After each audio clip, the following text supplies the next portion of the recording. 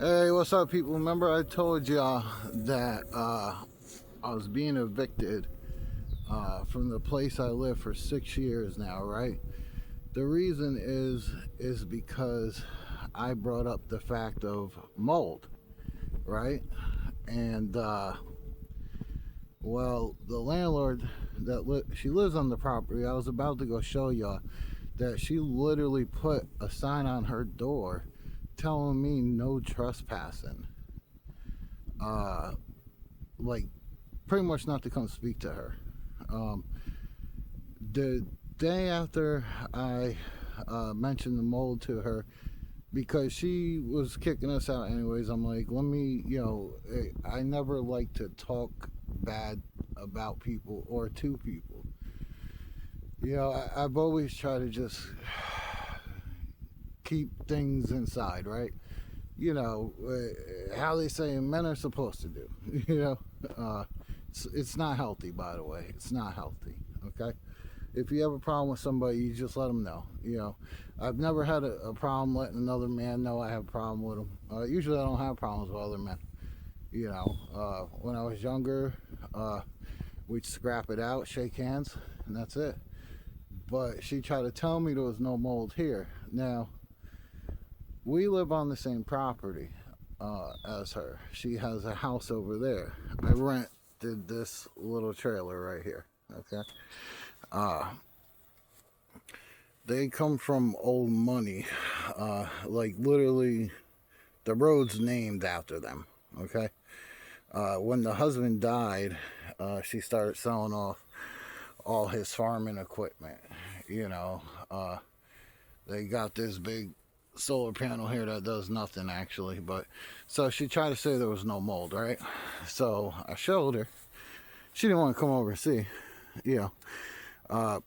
But for years now, she's told me. One year, you know, she told us that it wasn't safe to have a baby here, right? And we're like, what the hell you mean by that? Yeah. And she wrote it in when we were asking to renew our lease because she raised the rent $100. She didn't want to give us a new lease, and we kind of found out why later on. She don't have this property listed as a rental property. On paper, it doesn't exist, so I don't even know how she was able to take me to court. But I know her and the judge and this family have a connection. Okay.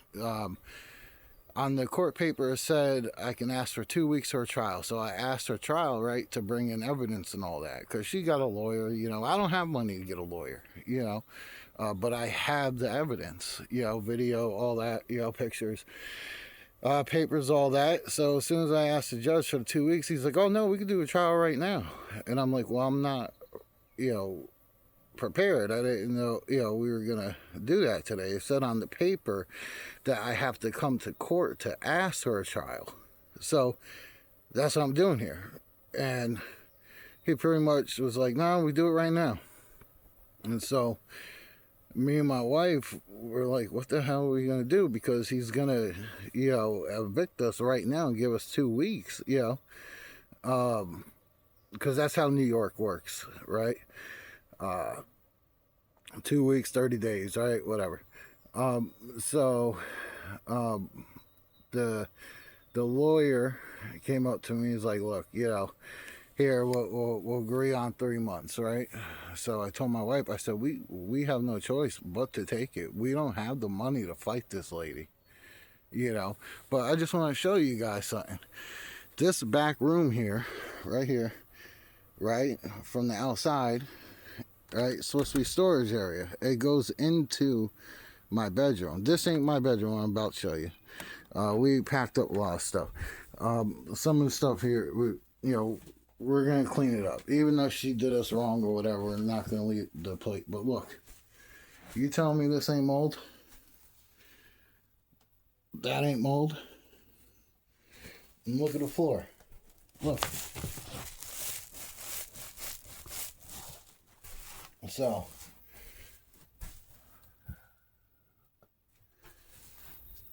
that's what she's kicking us out over, because I pretty much, told her that there was mold here. She's new for years, and we clean it with bleach, whatever. Try to find ways to get, around and stuff. Only I slept in the back room. My son had his room, but my baby, my daughter, and my wife slept in the living room. And I started getting I have to take the Symbicort stuff every morning now. And it's not like I was trying to sue her or anything. I just wanted her to fix it up. And she stopped talking to me for 6 months. And so I approached her the other day, and she goes, "Oh, it was because my lawyer didn't want me to talk to you." And I said, "But you had no problem, when I was half a month behind in rent, bringing a preacher over to talk to me. You brought the pastor of the church over to talk to me." This is how whacked out this lady is, right? Her kids won't even talk to her. The other day when I finally got to talk to her, because now that we're getting out, she uses God as an example for everything. And I told her, I said, I'm not the most religious person in the world, but I do believe in, a higher power. I believe in Jesus, and I don't judge no one else on their beliefs, But I know one thing, that, people have the free will to either be good people or bad people. And, the furnace broke 1 year, you're going to kick me out for that, And I fixed it, okay? And we don't have parties over here. Never even had anybody over here. And this would have been nice land to have a barbecue on, And I know a lot of people, It's just I wanted my peace and quiet. And being I lived on the property with a landlord, I wanted to be respectful. I've always treated people's homes like it was mine. I never grew up in peace. Right now I'm in upstate New York. I grew up down by the city. It wasn't a peaceful situation my whole life. My whole life has been chaos. So I just wanted my kids to live somewhere nice. And I tried to, when I was younger, work. Me and my wife, try to get a home, and we could never get a home, in New York. It's like, you know how they say, if you can make it in New York, you can make it anywhere, right? The problem is unless you got the money, you can't make it out of New York. New York's one of those rat race places, whether you're in the city or you're upstate. Yeah, it looks beautiful here. Yes, it does. If you go 15 minutes that way, there's another small little city that looks like a mini Detroit. Okay, how New York goes is it. Everybody sees the New York City in the movies, and the man kissing the woman in the rain, blah blah blah blah blah, right? It's all BS, man. It's all BS. They see the nice part of Central Park, okay? Go to Central Park at night. Hell, go to Central Park during the day now, okay? There's a good chance. I'm a 6-foot dude, 200 and something pounds, and I know how to fight, okay? I don't like to fight, but I know how to, and somebody's still trying me down there. People just try people to try people. That's how messed up this state has. It's always been like this, to be honest. It's always been a survival state. And if you don't have it, if you don't have the money, you can't survive here. There's no middle ground. It's either you're rich or you're poor. There's no more working class in New York State. New York State is finito, finished. It's done. You know, all these landlords are slumlords, and you know they want so much money for nothing. You know, for nothing. New York's one of those places where when inflation goes up, right, it never goes back down. You know, the only thing is that they make you comfortable being uncomfortable. So when, let's say, uh, gas goes up to $4 in New York State, right? They'll bring it down to 350, and you'll be grateful because it went down to 350. But your mind ain't, you know, understanding that before it went down from 4 something to 350, you were only paying 293 before. You know, that's how this state is. And to try to even own a home here or even rent a home from somebody is like Russian roulette. You know, there's always something hidden or whatever. I knew somebody that rented a nice house, and what they got was bed bugs. You know, so, you know, a lot of people out here are struggling. They're becoming homeless, and not by choice. You know, working,